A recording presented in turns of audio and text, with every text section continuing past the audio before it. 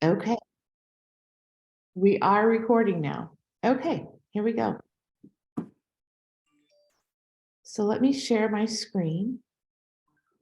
I'm going to pop in and out of probably of the same screen the most of the day, and try to keep everything on that same screen for us.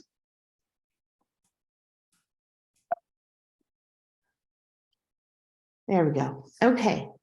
So what we're here today to learn about is the grant process.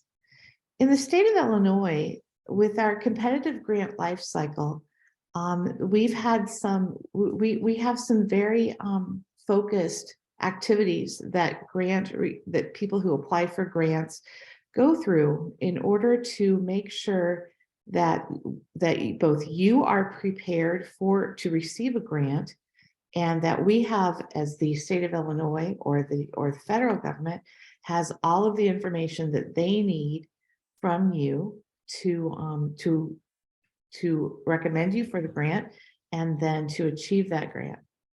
So in the competitive grant life cycle, what you're seeing here is pre-award requirements, and then the requirements that happen, or the activities that happen when you apply for a grant and your submittal is reviewed.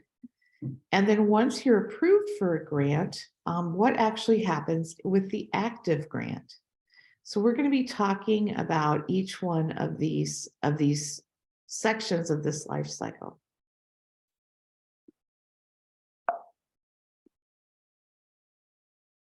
So the very first thing it talks about is a UEI. So previously, if you've worked with grants before, one of the things that you were doing was having to go out and obtain a Dun & Bradstreet number.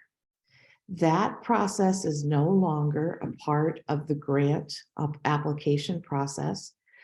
They are no longer requiring a DUNS number, but what the number that they are now requiring, or that now becomes the center of your information record, is called a UEI, or Unique Entity Identifier. What the UEI does is it provides one singular data piece that tracks within the database of all government contractors. Will this presentation be shared to all participants?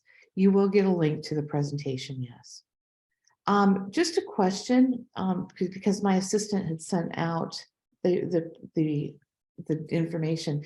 Did you receive this this presentation prior? Is it within the email that you received with how to sign on to the web to the presentation? I did not. You did not. Okay, then No. okay. All right. Thank you for letting me know. I will follow up on that, but I will, when I send this out, then I will absolutely include all of the supplemental information along with the link to the web, or to the recording. Cool. Thank you. You're welcome. All right, here we go. Jumping back in. So to the UEI is, you obtain that through the database of all government contractors. You would go to sam.gov and sam.gov/content/entity registration. And that will get you in to obtaining your UEI. One thing that I definitely want to mention as I see it pop onto the screen here is that please note that this is a free registration process. One of the things that is hard to battle that is happening more and more is that we're seeing some, I would say, less than stellar organizations that are popping up with promises to get you grants, or to help you get your UEI or other stages of getting a grant, that they will do it and help you for a fee. Please note that none of the government websites ask you for any type of fees, or that we will charge you a fee. The vast majority of what you're working with when you're going into whether it is setting up a business, getting your UEI, or applying for grants, these are no cost activities. And there again, there's some less than stellar organizations out there that would love to help you with these processes that are 100% free to you, and that they would happily charge you quite exorbitantly for that privilege. You want to make sure that if you're on a site filling out a grant, that you're actually on the correct government site. They will try to trick you into paying them. So please be aware that the government will not have fees for putting in forms other than the actual fee of the registration. There's not going to be any additional charges to filing other than your filing fees. Okay, back to this. So your UEI is very, very simple to get. It's just sam.gov/content/entity registration, and that will get you your UEI. So when we talk about sam.gov, SAM stands for System of Award Management, and it's the central registration point for all government contractors, and they also do some reviews at that stage gate. They want to make registration public for quicker pre-qualification across the board for grants. I'm getting to that as far as what you need for your UEI. With that comes your certificate of good standing. So here's where you have a verified from the state of Illinois, or excuse me, from the Illinois Secretary of State, that your organization is registered and that you are up to date with any or fees that you would owe the state of Illinois. So the certificate of good standing is something that you would get from the Illinois Secretary of State. And also it's simply a kind of a status within the Secretary of State's organization.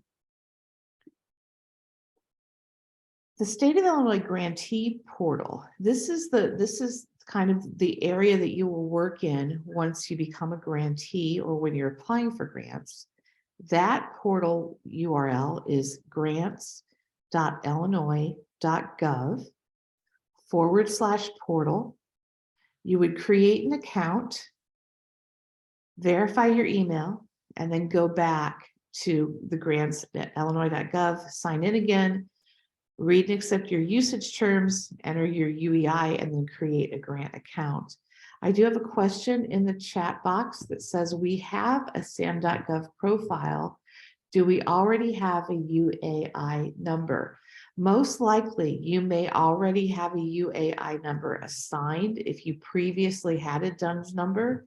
I would go and go back to the UEI portal or the URL, which is sam.gov/content/entity registration. It will let you know then if you have a UEI or UEI to make sure that whether you're registered in there or not. Okay, so once you are working on the state of Illinois portal, these are the screens you're going to see. The first one is going to show you what status you currently have in the pre-qualification portal. So when you sign into the portal, what it's going to do is it's going to start building your record. And for your record, these are the pieces that they are collecting. Kind of, again, think about this as kind of like a stage gate. They want to make sure that you are 100% prepared to receive a grant. And in order to do that, they have these 6 different statuses. The first one is, do you have a sam.gov account with a UEI number? Some of these 6 pieces of information that they're checking. Some of these are automatic, where it's just an electronic check, like where they're just checking data. But other pieces of these are actually hand checked. That means there's an actual person getting up and going to find the right file, pulling the file and checking to see whether you have completed this step.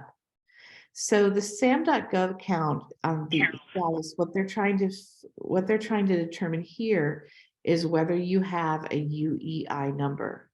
So they're looking for that it would say either a status of pending, not found, or in good standing.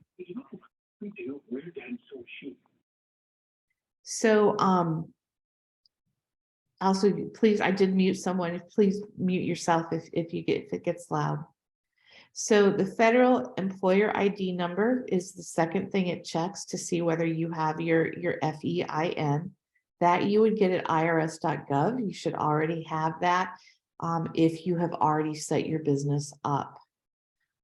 Next would be the federal excluded parties list. This is one of those manual checks. The Illinois Secretary of State would check to make sure that your account is in good standing. Is there it's saying not found. Next is the Illinois stop payment list. A stop payment is when you owe the state of Illinois or the federal government any type of monies that are due.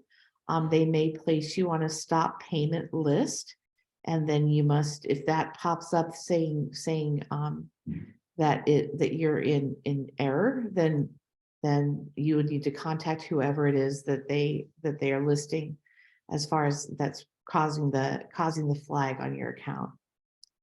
And then lastly is the DHFS sanction list. This has to do with child support and the Department of Housing and Family Services sanction list. So you have to pass these 6 pre-qualification requirements in order to be verified by the system and to move forward in the grant application process. I have another question. The 888 telephone number is not on mute. Okay.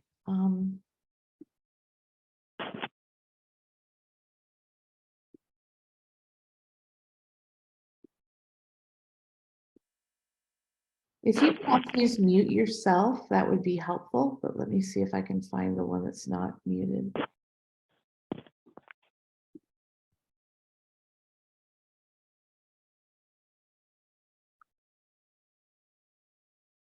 Okay, we're getting, there we go. Okay, next.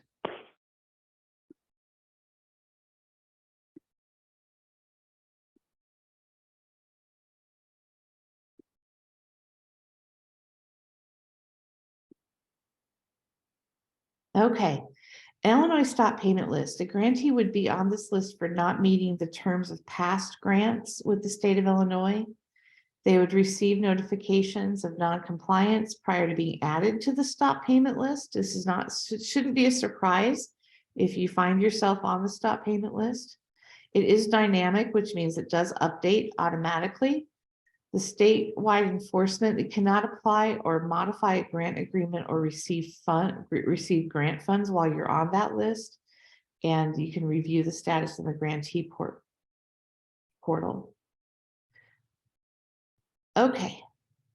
Next after stop payment list is that you would be requested to fill out 2 different types of questionnaires. The first one is your fiscal and administrative risk questionnaire. And this questionnaire must be completed in the grantee portal annually to assess the grantee's ability to manage grants. The results are used by all of the state agencies. The result of this questionnaire may result in specific conditions being put onto your grant. It's not punitive, which means it doesn't punish you.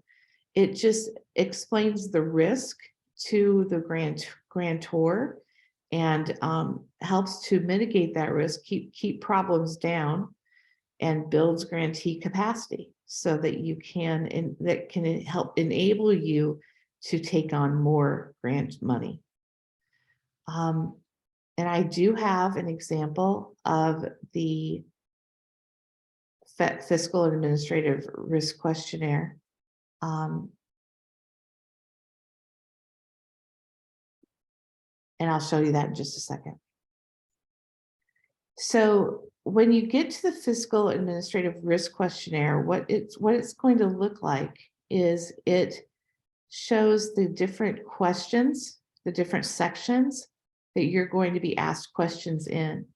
So your quality of your management system, what are your internal processes for management? There's 7 questions, and there's 70 questions in all for the ICQ. And when you see ICQ, you can think, you can connect that with your internal controls. That's what ICQ stands for, Internal Controls Questionnaire.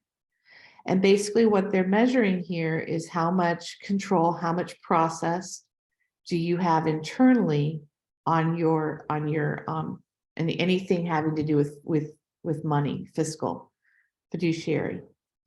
So just to give you some ideas on these questions, let me see.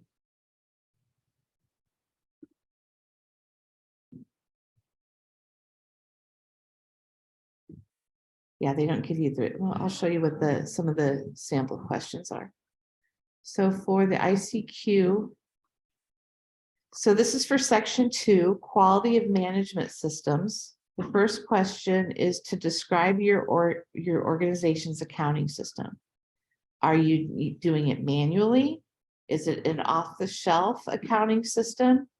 Is it an accounting system that was written in-house, so that it was written or built specifically for your business? Or this does not apply to your organization, you don't have an accounting system? Next would be, does the accounting system identify the receipt and expenditure of program funds separately for each contract or grant? Yes, it does.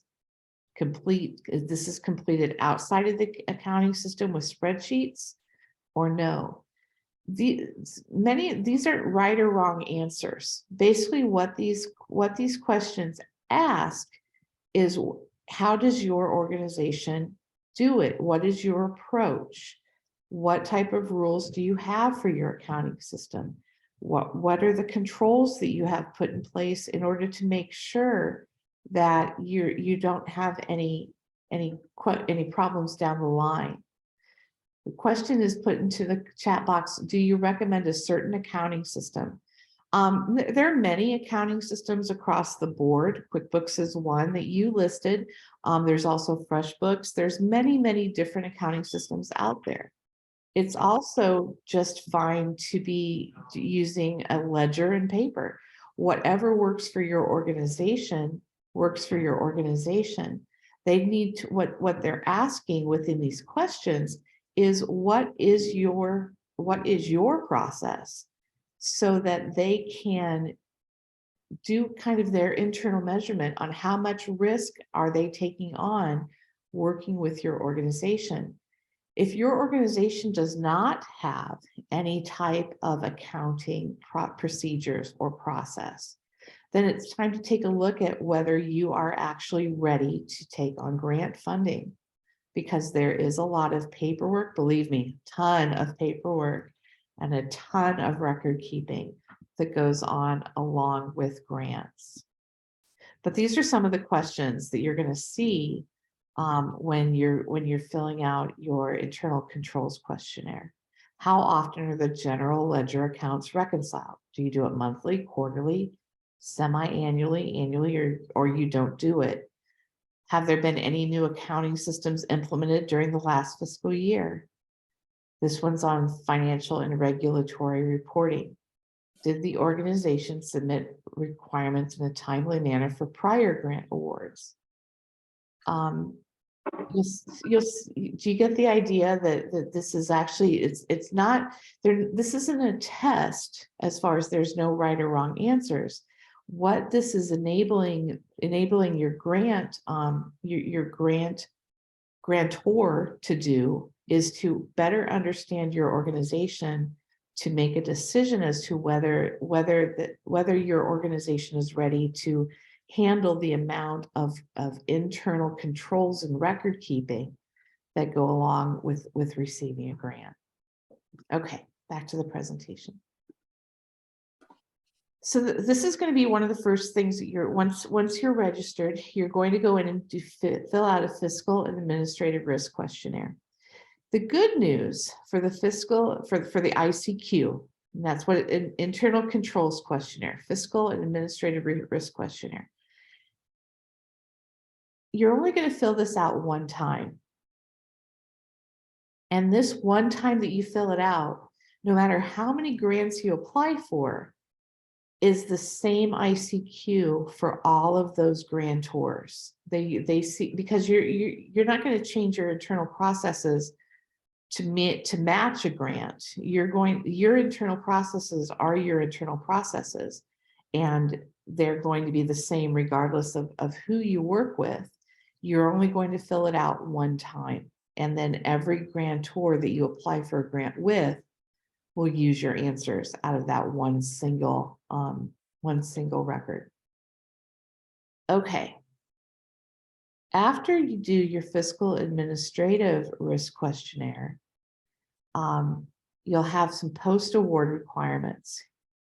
These are once you receive a grant, these are what you're going to need to provide to your grantor: a periodic financial report, a periodic performance report, and a consolidated year-end financial statement, along with an audit if your organization has been required to complete an audit.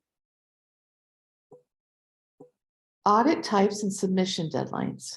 So when you have a grant that is more than $750,000, your total expenditures are not applicable. Not-for-profit has a single audit. For-profit grantees will have a program-specific audit, and the audit report and submission deadline is 9 months after the grantee's fiscal year end is the deadline to get your audit report in. If you have a grant that is less than $750,000, and the total expenditures of federal and state awards are less than $300,000, then you're only going to need an audit if one is requested or conducted due to other requirements. And then it's going to be 6 months after the fiscal year end. So they have different audit types depending upon the amount of grantee funding and what type of organization you are. Okay, next. Other tips for grantee portal. So you want to maintain current and accurate contact list in the portal. And you want to ensure that the fiscal year end date in the portal is accurate, because for some reason, there's no way for them to program that. So we're always checking to make sure that the fiscal year end date is correct. Okay.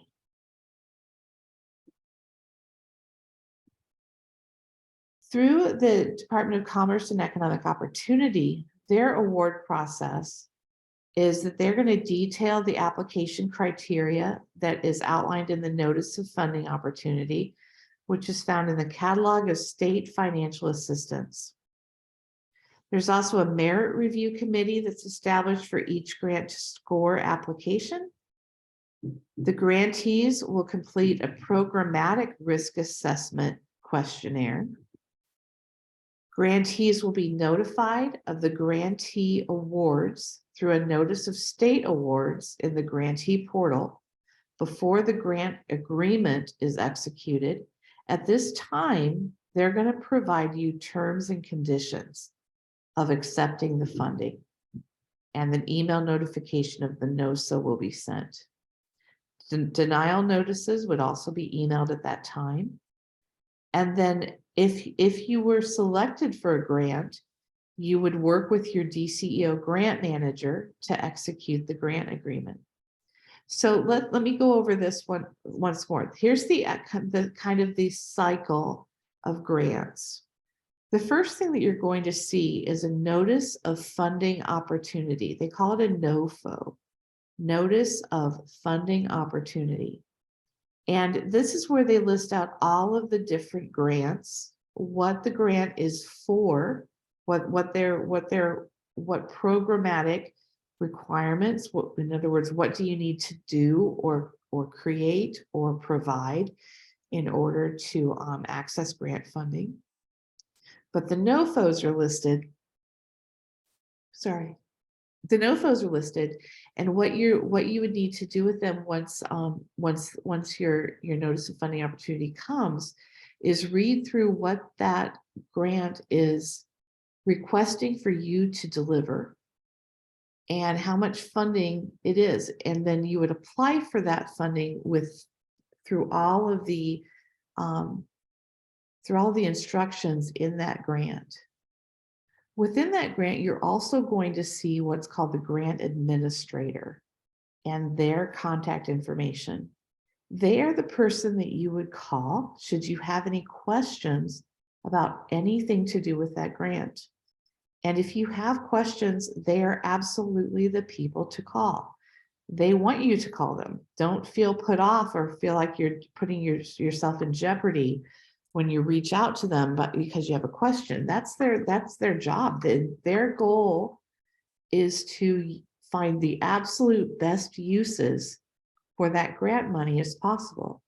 So if you have questions or if you want to talk through it, you would absolutely reach out to that grant administrator. Once you've applied, so then you're going to go through all of the application process. You would have all of your organization's information. You would have a narrative that you've written that explains what it is that you want to do with the grant.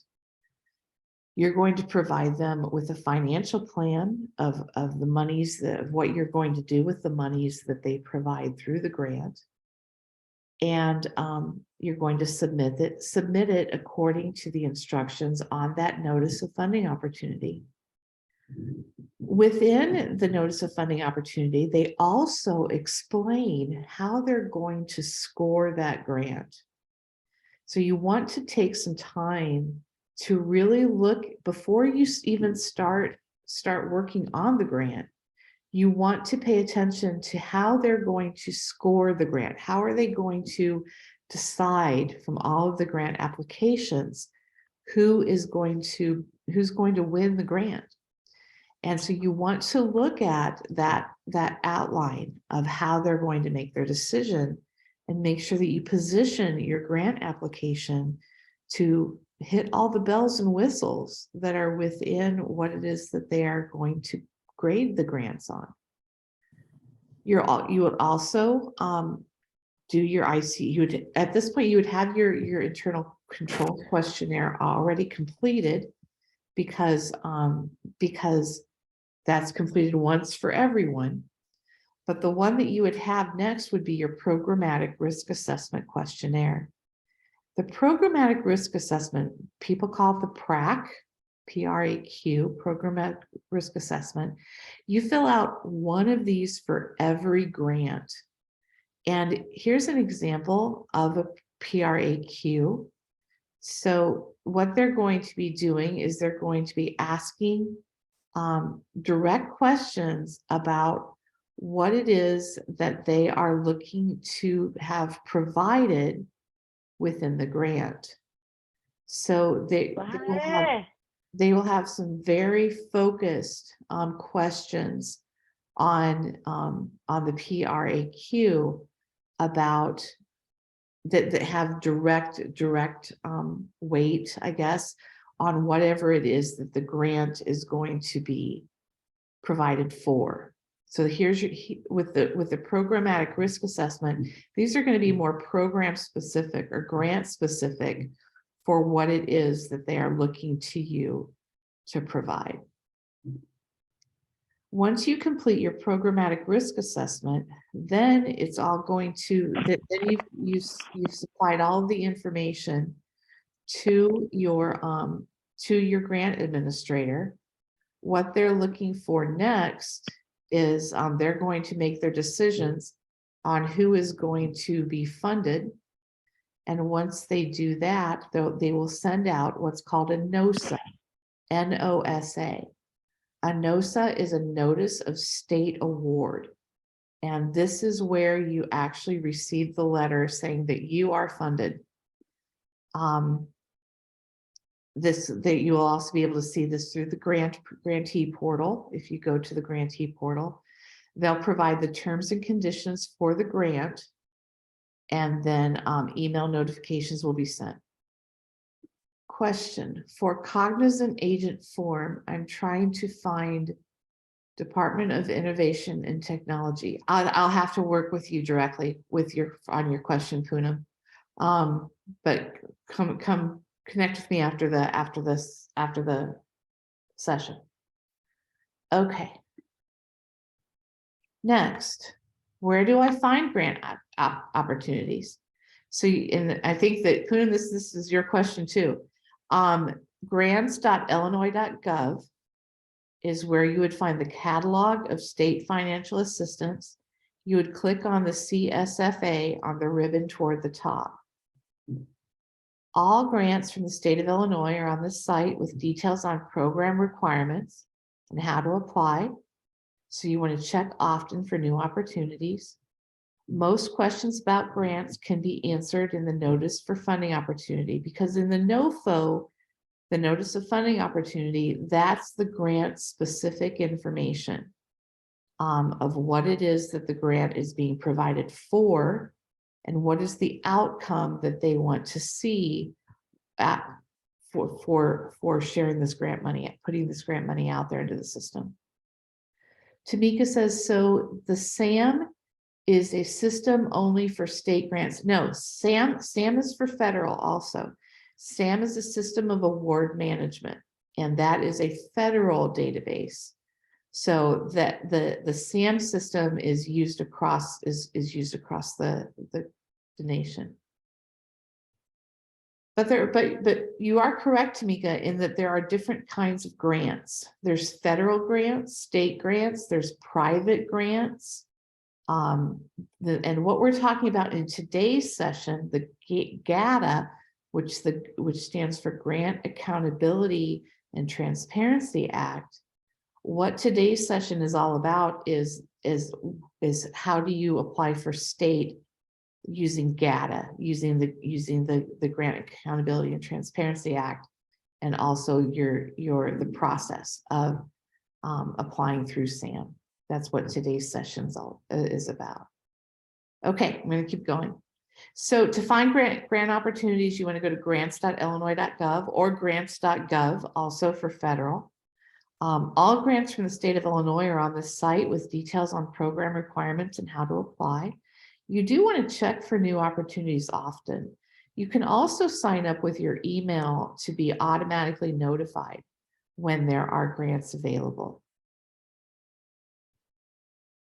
Within a notice of funding opportunity, what you're going to see on that notice is the program description, the funding information. And when we say funding information, what does that mean? It's going to tell you, first of all, what the amount, the full amount of monies that are available is.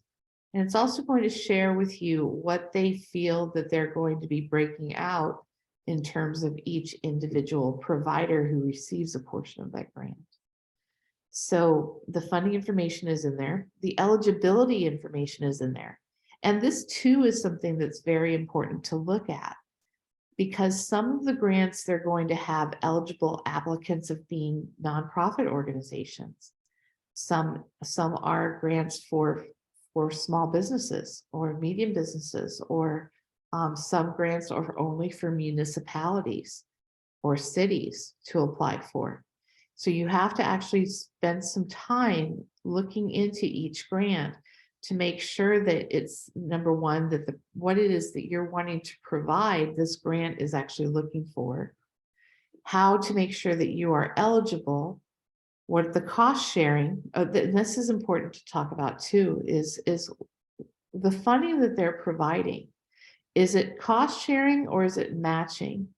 And what's the indirect cost rate? So Cost sharing or matching, one of the things you want to know is that when you're receiving grants, oftentimes the grants that you are going to receive are reimbursement grants.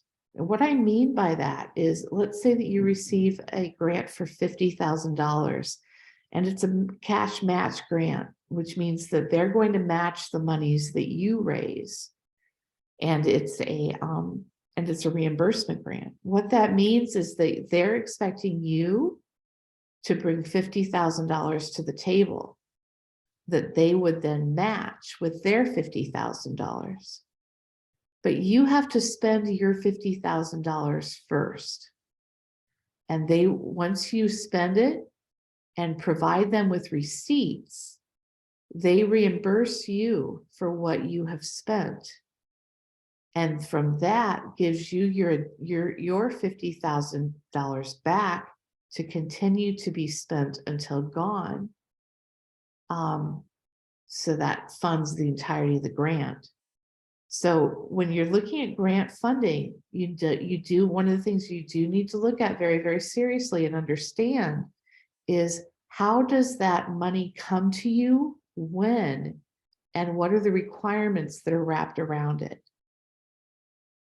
Lastly, it says indirect cost rate. An indirect cost rate is about what costs do you have with administering the grant or keeping up with the grant that they consider to be an indirect cost. That's something to go in deeper with your grant administrator as to how they handle the indirect cost and what does that mean to them. Lastly, it's the application and submission information. This you want to address, you want an address to request the application, the content and form of the application to be submitted, how to get your UEI and use SAM, the submission dates and times. This is very, very critically important to get those on your calendar so that you have your grant completed and that you're not running down to the very, very last minute getting it in. Intergovernmental reviews, if applicable, funding restrictions, and other submission requirements. Also a great thing to have and to get to as you prepare that will help you to get grants is having a good library of letters of recommendation and support for your organization, regardless of whether it's grant specific or simply overall. Those voices and those letters do help you. So I would be very proactive in reaching out to other organizations that could be a part of whatever it is that you are delivering, or that can show support for your organization to receive the grant to be the deliverer. Also, with your notice of funding opportunity, it will outline the application review information. We talked about this, the criteria that they're going to look at as they review and select the grantees. So they'll also list the anticipated announcement and award dates so that you can anxiously await their decision. And then the award administration information, what the state award notices, where they're going, where you can go to see the listing of who did receive the grants, administrative and national policy requirements and the reporting requirements. Lastly, it's going to show you the state awarding agency contracts. And then lastly, other information if applicable. How do grantees receive funds? State grants are typically dispersed as a reimbursement, as I just outlined. Typically dispersed as a reimbursement with the potential of receiving up to 2 months of the working capital dispersed at the time of grant agreement execution.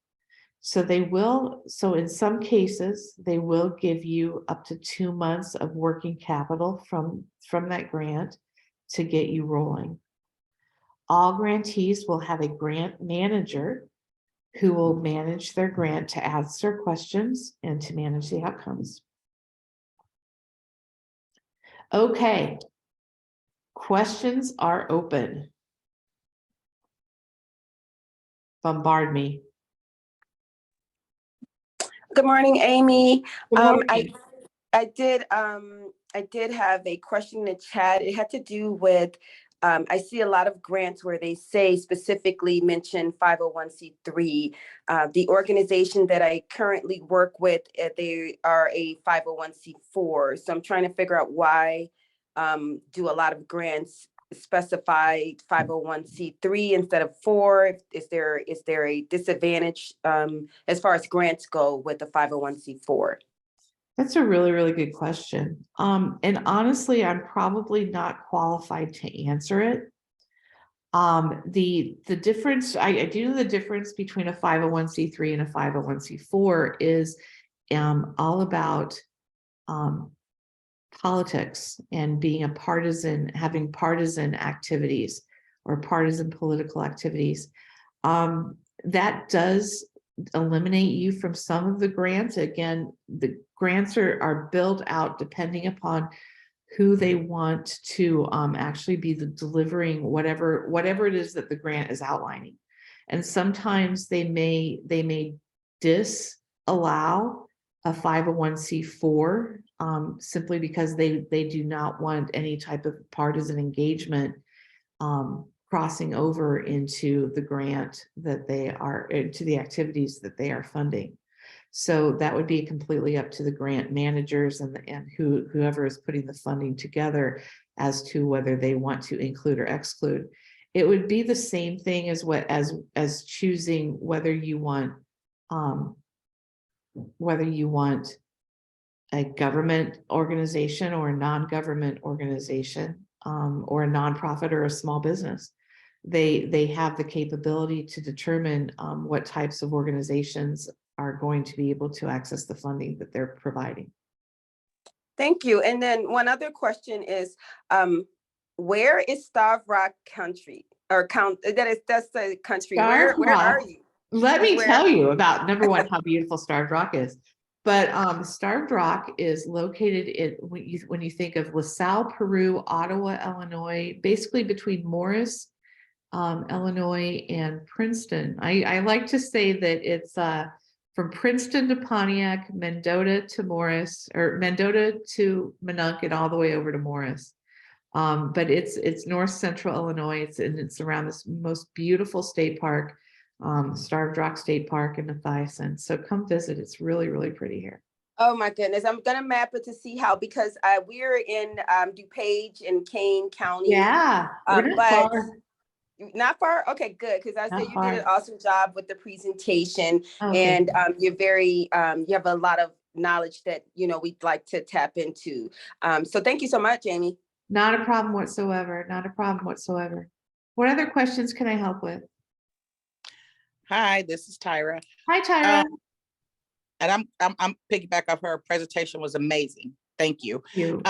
But I do have a question. I'm a sole proprietor. So would I have to have a 501c to even apply for a grant? No. Are you a sole proprietor of a small business? Yes. So when you go out to the grant portal, there's a way to filter the grants, to filter it for grants that are applicable to small business and small business owners. So you can go out and just filter those available grants so that you can see which ones you are able to access.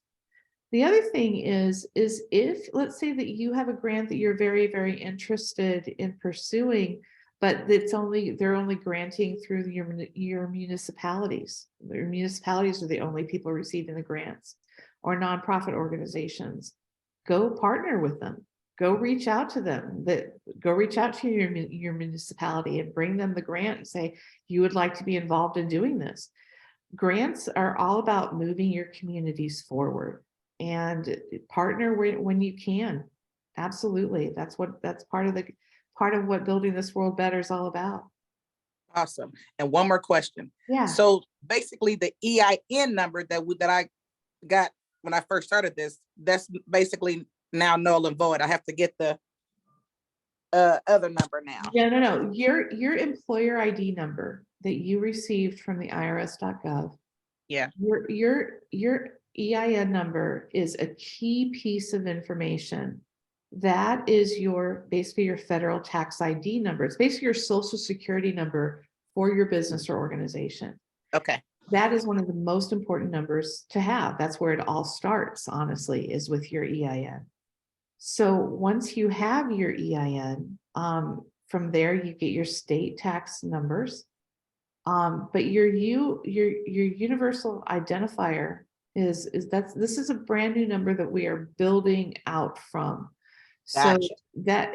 and it specifically has to do with grant funding Okay. and government contracting. Those two kind of go in hand because with government contracting and grant funding, these are funds that have been trusted to your governing bodies to do great things with.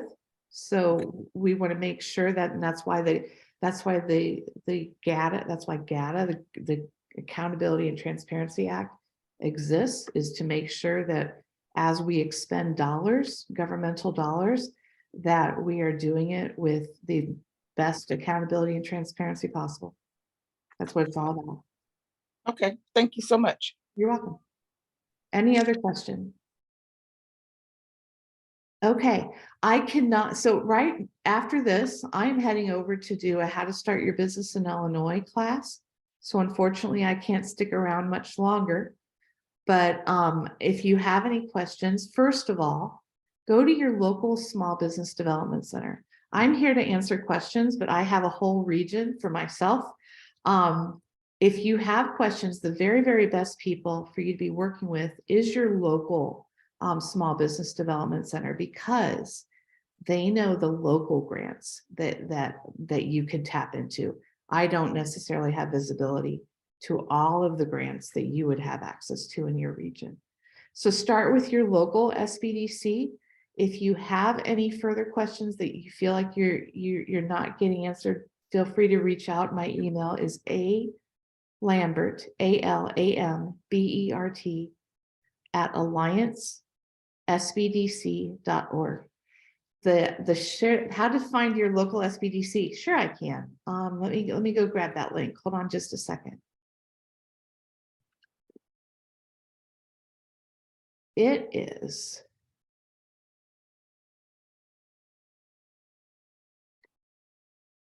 here we go. There you go. All right. Thank you all so much for being here today. I truly enjoy giving this presentation and helping you on your journey.